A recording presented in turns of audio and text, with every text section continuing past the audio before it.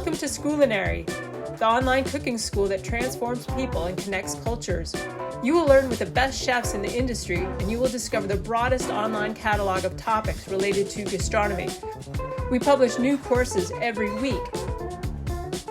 In our podcast, we have coffee with a chef every week. Each of them will tell us about their experience and their vision for the culinary world to help you better understand this exciting industry. Come on, join us for coffee.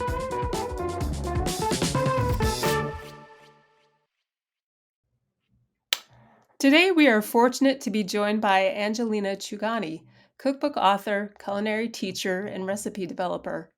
By introducing people to the world of spices through traditional Indian recipes using local, seasonal ingredients, as well as the holistic science of Ayurveda, Anjalina has successfully bridged the divide between the Eastern influences of her ancestral India and her Western life through her passion for flavors, culinary techniques, and Indian culture. She celebrates and elevates Indian cuisine through her skillful yet passionate embrace of her roots in the south of the Indian subcontinent. Hi, Angelina. Welcome, and thanks for joining us for coffee. Hi, Wendy. Thank you so much for having me. Now, without assuming anything, are you a coffee drinker? I'm actually not. I stopped drinking coffee I would say, about 5 or 6 years ago. But I am an avid tea drinker. So I would say they sort of go hand in hand in many ways. Sure. How do you like to take your tea? Couple of different ways. Since I am of Indian origin, I love my masala chai, which is basically tea with spices. And I usually drink that when I have a bit more time on my hands because it's a nice process and I enjoy the process of making it. Otherwise, I do it the English way because I was born in the UK. And so I drink it sort of a tea bag and a little bit of milk, just a dash of milk, but it's quite dark generally. So, yeah. Sure.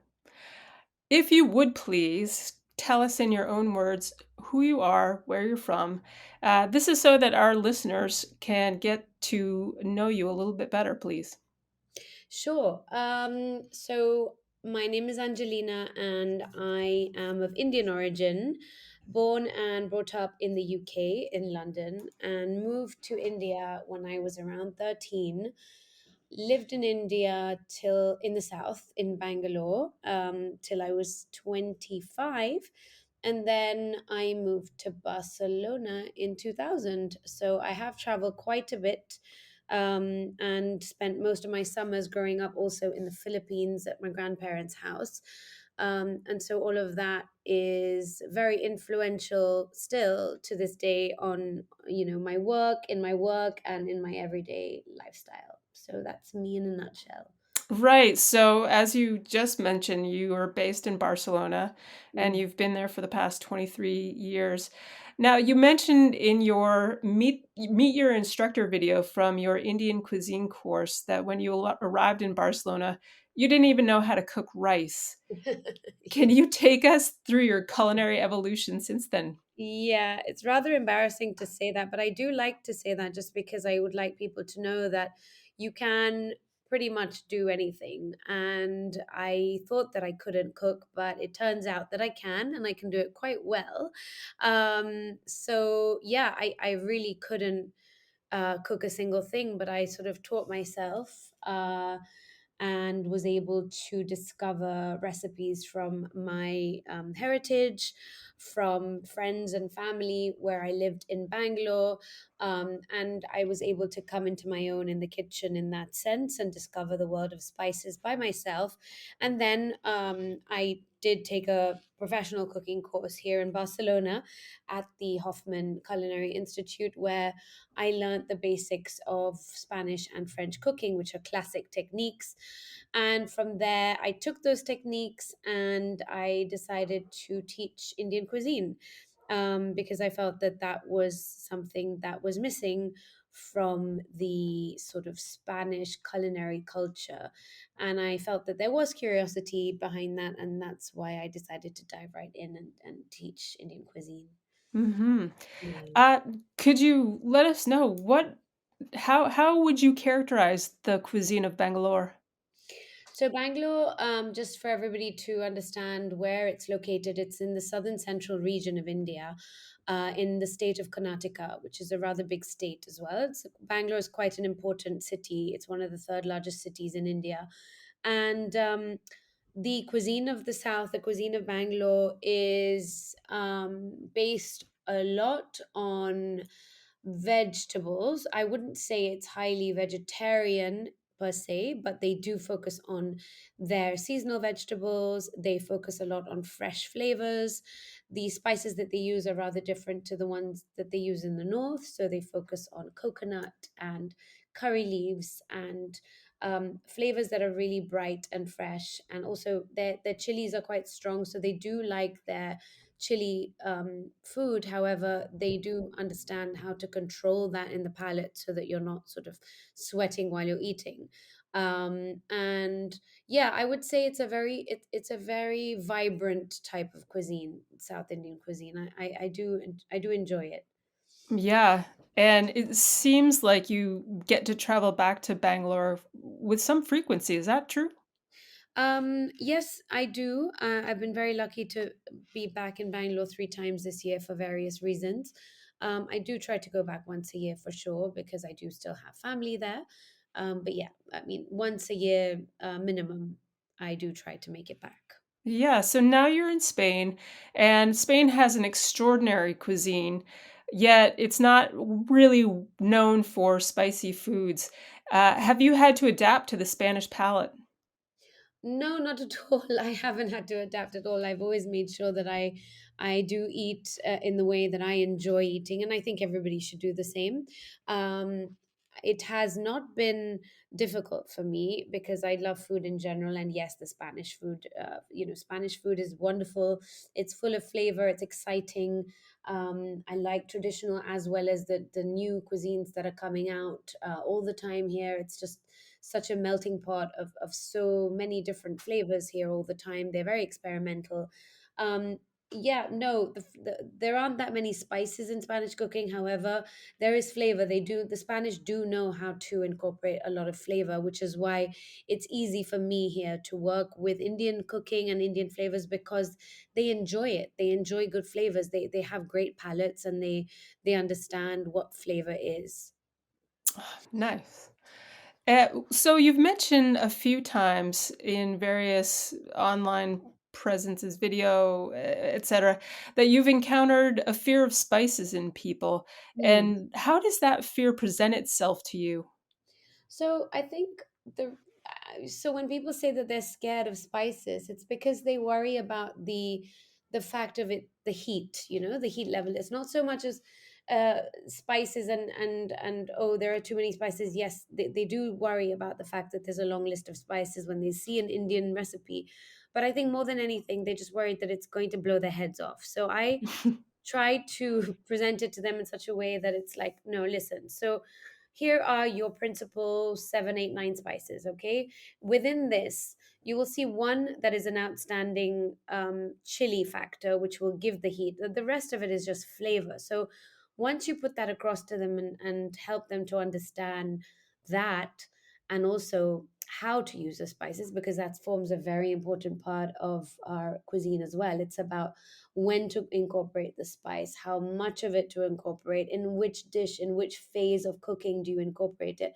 Those are the things that they need to understand first, and then they can sort of become a bit more experimental.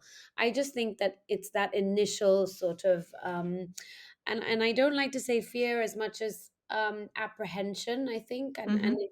it's more about that. If you don't know about something, it's very normal that you will be apprehensive, and you need someone to sort of hold your hand in the beginning. So that's just all I try to do. I just try to guide them and hold their hand and reassure them that it's not all that bad and scary, and once they start practicing with it, it's a whole lot of fun, and that's how it should be. Yeah, if you had a one piece of advice, generally speaking, what would you like people to know about working with spices? I think the first thing I'd like people to know is that spices will always enhance your cooking. It will never take anything away from it. It will always be something that adds flavor, it will add curiosity, it will make you feel like you want to know more about it, you want to experiment with this flavor more or that flavor more, and it will make you a better cook. It will make you want to be much more experimental and much more outgoing in the way that you cook. It will just make you more excited to do it. So that's the sort of first thing that I put out there. I'm like, these things are here to give you so much more, and they're here to support you and to help you, and also they're here to make you feel better, because at the end of the day, spices have so many health benefits. So that's what they're there for. Yeah. Uh, so you've recently, I think I understand, if I understand that correctly, you've recently incorporated Ayurveda, Yes. uh, which has a lot to do with cooking. Can you explain what Ayurveda is and how it's intimately related to food? Of course. So, Ayurveda basically is a Sanskrit word, and the origin of this word basically is, so Ayur means life, and Veda means knowledge. Okay, so it's the knowledge of life. That's basically what it's translated to directly. And it is one of the oldest systems, medical systems to actually exist, and was developed in India, and has been used throughout the world for the last 5,000 plus years. Now, what it talks about is nature, and that everything outside of us, what's happening outside in nature, is happening within us as well. So it's based on these five elements, which are very interesting. And these five elements are space, air, fire, earth, and water. Now, all of these elements exist in nature, and they exist within our body systems as well. And so all it does is show us that we are a reflection of what is happening around us at this particular moment in time. But we need to be very conscious of that. And so it allows us to be a little more aware.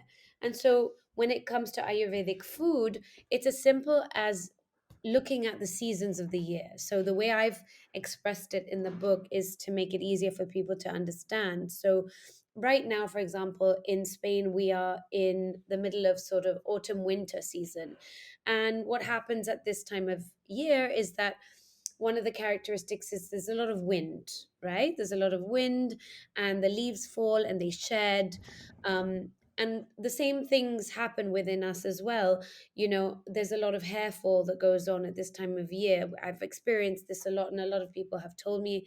And also because of the air and the wind, everybody's skin becomes a bit drier. And things like that keep occurring, and it's a very natural occurrence. So if we pay more attention to what's happening to us at these times of the year, we can also pay attention to how we feed ourselves and what we do for ourselves. Because Ayurveda is not just about the food, it's also about the lifestyle. So, just to give you a very easy example, in this weather when it's really dry and windy, a lot of people talk about eliminating fats from their food, and fats are not good for us. Well, actually, fats are really really good for our bodies, especially at this time of year, because what we need is lubrication, and we need it to be happening from the inside to the outside as well. So incorporating a fat such as ghee, which is clarified butter, which we use a lot in our cooking, that in will help us to lubricate our tissues and our like sort of internal systems for our digestion to work at its optimum level, because in Ayurveda we are not what we eat, we are what we digest. And Hmm. a system that functions well, a sort of digestive system that works well, will help everything else work well around us. And so we must eat according to the seasons, this we know, but we must also incorporate spices that work for us in such times of wind and cold. So we need warming spices like cinnamon and cardamom and nutmeg and all the things that we associate with winter. We need those in our diet for a reason, because it helps our bodies to stay nice and warm. So in a nutshell, that's what it is. Obviously, it's a very profound science, and Hmm. there is a lot to be learned from it, and it's a constant learning. However, in the book, I've tried to make it quite straightforward as much as possible, so that we can understand what we need at what time of year, basically.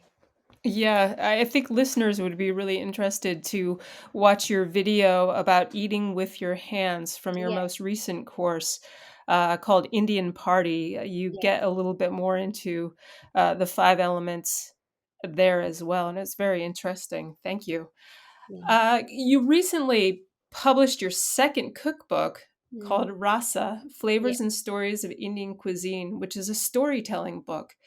Can you describe your approach to writing this book? Yes.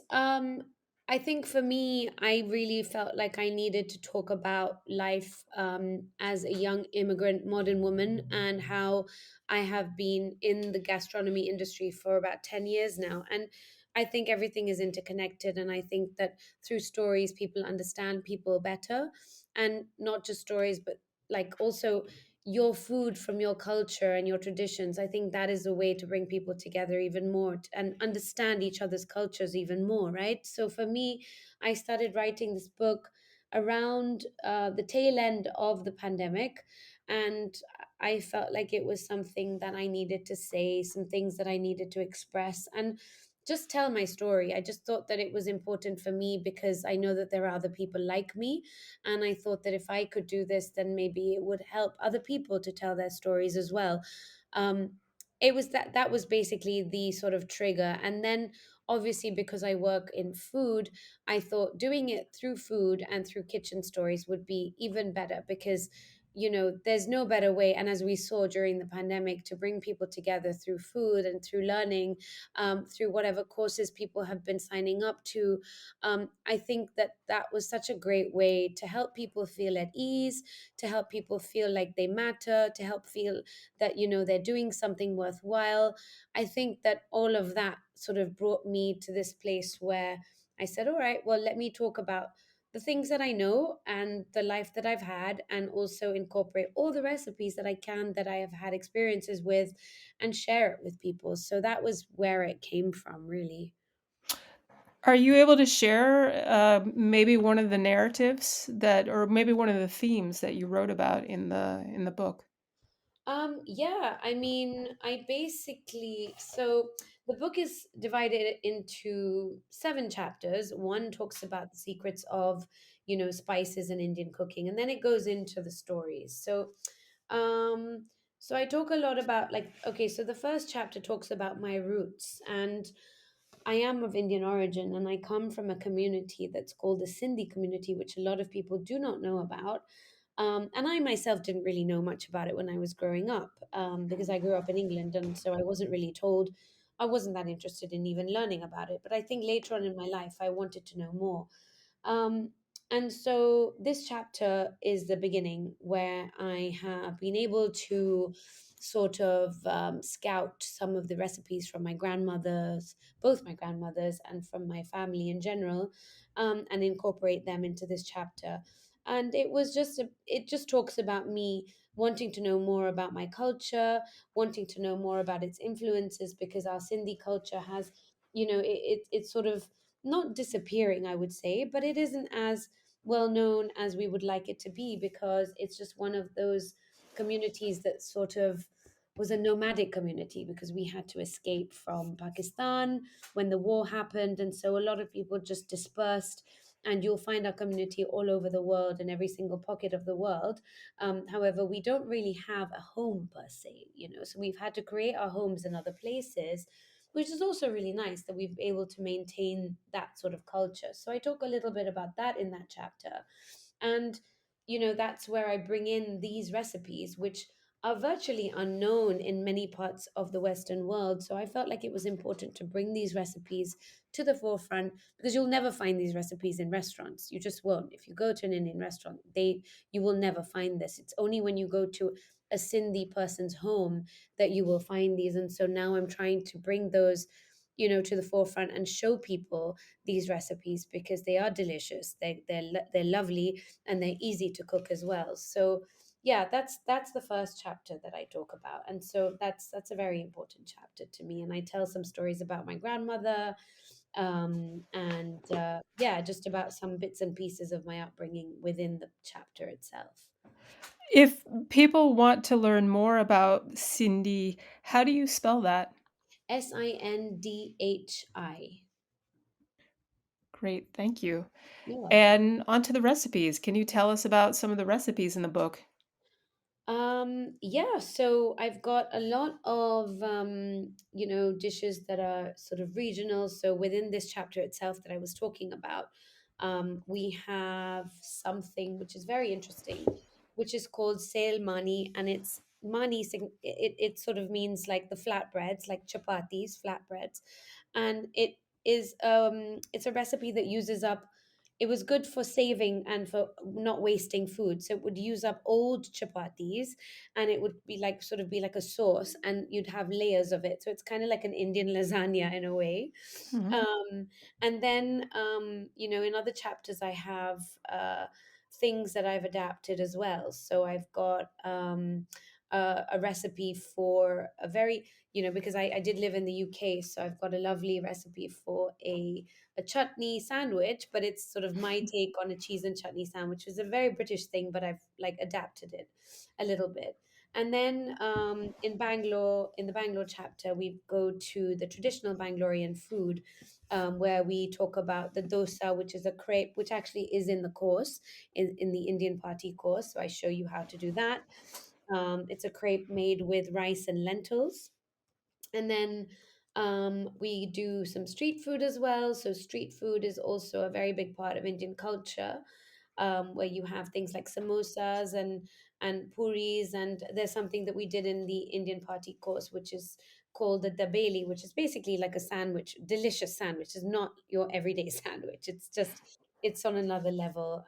It's got spices and different chutneys and all that. And yeah, and as we mentioned, the Ayurveda one. And then I do have the last chapter, which I talk a little bit about my life being in Barcelona and how I've adapted all the things that I learned along the way to make them my own. And that's when sort of my own inventions and things came together. So then there's bits and pieces in there which I find are quite fun. And there's something that is like a tikka masala, jackfruit tikka masala taco, which again is in the Indian party course. And that's kind of like a riff on, you know, tikka masala, which was created by the English, and tacos because I love Mexican food. And it's got Indian flavors in it as well. So it's sort of like a combination of everything, because I think everyone needs to adapt, and one needs to have fun and experiment with their food. So Yeah. that's where I was coming from with that. Yeah, that sounds amazing, the Yeah. jackfruit tikka Masala masala taco. tacos. Yeah. Gosh. Yeah. So you've brought it up, and I'll bring up the other courses as well. You now teach 3 courses for Scoolinary, Yeah. which are Introduction to Indian Cuisine, and Indian Party. How would you describe the differences between these courses? So the introduction is basically that it was, choosing dishes that were very traditional that people know about because they've had them, they've tried them, they've obviously gone to restaurants and eaten these dishes. And so I picked the most popular dishes that I felt stood out to me that people would like to learn at home. And that was basically, the first one that I did. And if I remember correctly, I think I did talk a little bit about the spices in that one as well. It was so long ago now that I think that was back in 2015 that I did Mhm. that course. The second one was during COVID, we filmed it, and I decided that it would be nice to pick everyday dishes that people are also familiar with and put a little twist on them by adding spices. Basically, that's kind of what I wanted to do. So some of them are not your typical Indian dishes, but I felt like I wanted to teach people again like how to add a little bit more, a level of flavor to things, in a gentle way. So that was the second one. And the third one is basically all recipes based on the new book. So that's how that one is different. Ah. Are your recipes easy to adapt to local ingredients? So, for Yeah, instance, someone in Canada, for example, would they be able to look at one of your recipes and go, okay, maybe I don't have these two, three ingredients, but I could substitute with what they have in Toronto, Vancouver, or elsewhere? 100%. I always, always, always when I'm cooking or writing a recipe, I always think of, the fact that it's not always easy to get everything where you are, perhaps. And so I tried, most of the time I tried to say, all right, if you don't have this, you can use this. But if I don't, then I'm assuming that it's easy to find substitutes, because I think we always have to do that wherever we are. And also the ability to leave something out if it's not vital to the recipe. I try to say, all right, well, if you don't have it, just leave it out, that's okay. So yeah, I believe all recipes should be easily adaptable. Hmm. And for someone who's interested in trying to cook Indian food for the first time, what kind of dishes would you recommend? I would say start with things that you're comfortable with doing anyway. So if there's a preparation that you're used to doing and this looks something like that, then I would start with that. I wouldn't go with something that is, completely new and you're not familiar with the cooking of that specific recipe. If it's something strange to you and you're like, well, I don't even understand like what that is, and I want to learn about it, but I'm not sure, I'm a bit worried, I would start with things that are a bit more recognizable to you Sure. always. And I feel like that's what I tend to do anyway. I tend to try to stick with things that are just not going to make me feel too like uncomfortable in the beginning, and then go from there, because you need to get used to things bit by bit. So I think that, just, I always feel like you shouldn't make it hard on yourself. You just shouldn't, like, there's no need to do that. Yeah, yeah, that leads to frustration and Yeah. maybe giving up on Indian food Yeah, altogether, we which would don't want be no. that. Your dishes are visually stunning. Does color play an important role in Indian cuisine? Yeah, for sure. I mean, the spices themselves have so much natural color that you don't really need to do anything much to a dish to bring it out of the page or out of the screen, because it just speaks for itself. And also, we tend to use ingredients that are naturally colorful. And even when it comes to the vegetables that we use, we know how to bring that color out of whatever it is that we're cooking, even when you're finishing a dish. I think that that's really important, because we eat with our eyes first. And I think that if something is visually attractive, the minute you see it, you're going to want to eat it. You're going to want to try it. And, we work with all our senses. We do everything with all our senses. So I think for me, that is vital. It's important in every type of cuisine. It needs to look inviting. And I think that that's already then overcoming one hurdle. When you see something and you're like, wow, I want to try that. That's Hmm. already a win for me. Yeah, and you took a special interest in presentation as well in your most recent course, also elaborating on place settings and fabrics.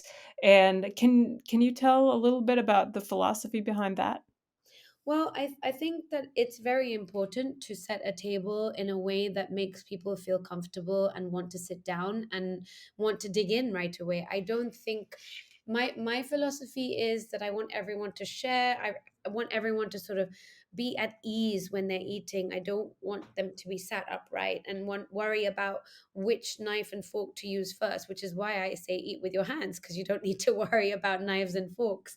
Yeah. Um, I think that there needs to be a feeling of camaraderie, a feeling of, complete, you can leave all your worries outside the dining hall or wherever you are and just come and sit down and have a laugh and put your feet up. I think everything needs to change in terms of the way we eat. We all need to feel like we can sit around a table and just be ourselves. And the best way to do that, for me, is by having a table where you can feel like, oh, I can do anything here. So if your host tells you, just, you can take that with your hands, that's fine. Or, eat with your hands, you're very welcome to eat with your hands here. That's already leaving an inhibition aside. Yeah. Mhm. And when the table is beautiful and it's got greenery on it, it's got candles, it's got a beautiful, setup, I think that should be something that you can look at and want to sit there, not want to just look at, because a lot of table settings that I've seen are just like, oh my God, that's spectacular, but I dare not touch it, because if I Yeah. move something, then the whole thing is going to look, I'm going to ruin it. But I like a table where it looks beautiful, but you feel like you can disrupt it as well. Yeah. And are round tables more common uh, in a traditional setup? No, not necessarily. Traditionally, I mean, Indians used to eat on the floor, so there was no table Hmm. because they would have their steel plate or banana leaf on the floor, and that's still how we eat in a lot of places in India, especially in the temples of India. You sit on the floor and you eat, and they give you this sort of steel plate, and you're eating on that plate. So our habits are such where we've learned to sit in a very healthy way with our legs crossed on the floor, and we eat with our hands. That's sort of, we're going back thousands of years, right? But now, in terms of tables, India is very modern. Depending on where you are, it can be a very modern society where you have all kinds of different table settings, and it's very adaptable. So there isn't just one right way or one traditional way to do it anymore. Oh, okay. Just out of curiosity, what's the most surprising remark you've ever heard about Indian cuisine? Ah, I think a few people have been surprised at how healthy they Hmm. find it to be, because I think there's a sort of different impression that Indian cuisine is not healthy for some reason.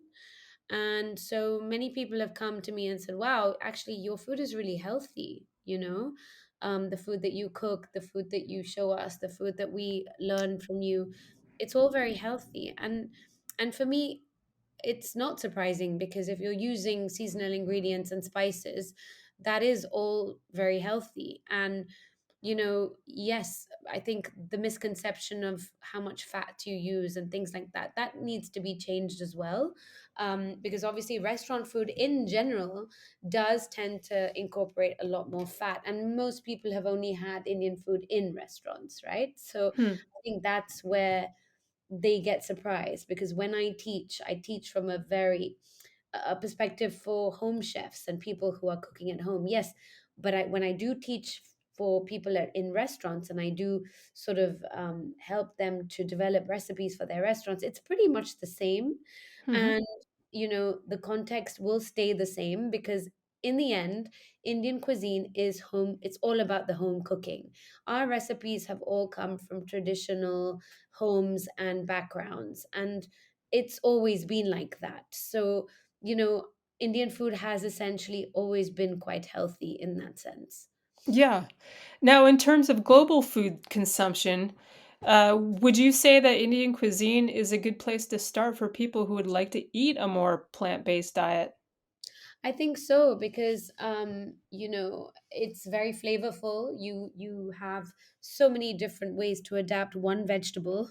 There are many ways that you could cook it. There are many ways that you can adapt it in terms of the spices that you can use. So I think for a plant-based diet, if anyone's doing that, then Indian cuisine is definitely the way to go.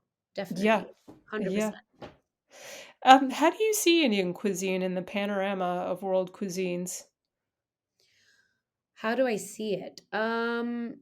I think that it has sort of gained popularity in the last 10 to 15 years, even though it's sort of one of the oldest adapted cuisines in the world. Hmm. Um, it's been now brought out by people such as myself and other chefs around the world, who have given it its, rightful popularity and its rightful place. So it's taken a slow start, but I think it's going in the right direction, and I think it's getting the adoration that it deserves now. So yeah, that's how I'm seeing it, and I can only see good things for it. Yeah, I mean, if you could look out into the future, what do you what do you see for Indian cuisine? I just see it exploding everywhere now, because I think people are like loving the idea of incorporating spices. They're loving the fact that, India is such a vast country, and there's so much to discover within the panorama of this country, and where we can find what. I mean, I myself am like discovering all the time, like new dishes from people all over the country, and I'm not stopping now. I'm just still like discovering it. So I see it booming. I really do. Well, yeah, a question I had is when people come to you and they say, "Oh my gosh, I love Indian cuisine." India is enormous. Yeah, How do you react to that question? Because it is so yeah, regionally, so it's so regional with yeah. respect to the various cuisines.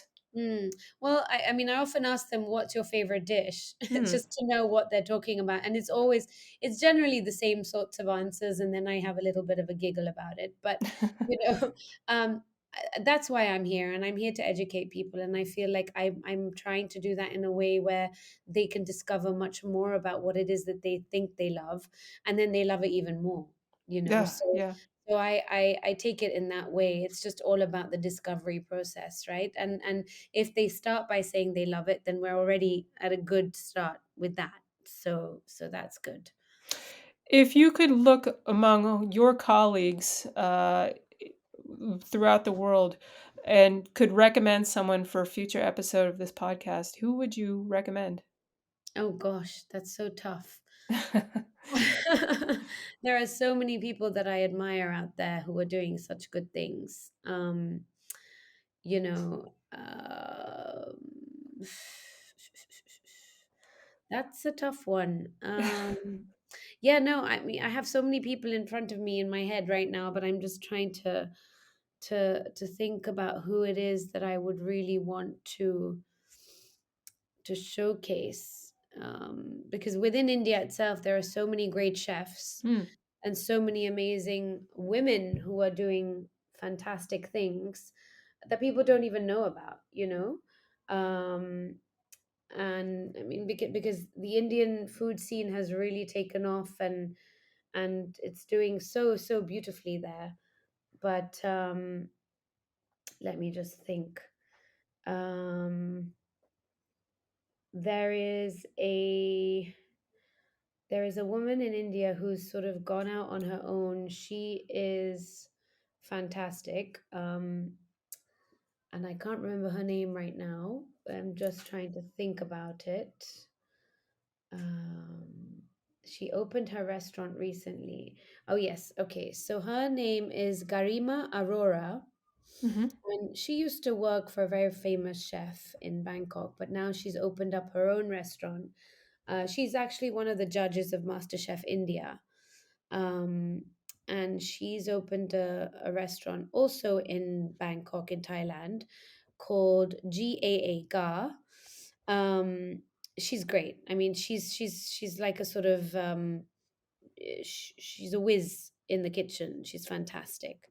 And I just think that people like her need to be recognized a little bit more Oh, on the food scene. Yeah.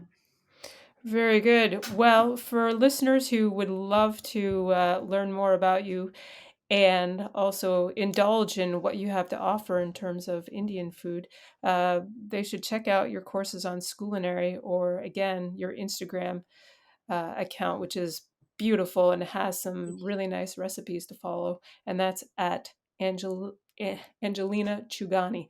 That's at Anjalina Chugani. So we've come to the end of this chat, or coffee or tea, if you will. And I wanted to say thank you very much for joining us. Oh, thank And you it's for been a having pleasure. me. Oh, it's been lovely to talk to you, Wendy. Thank you so much.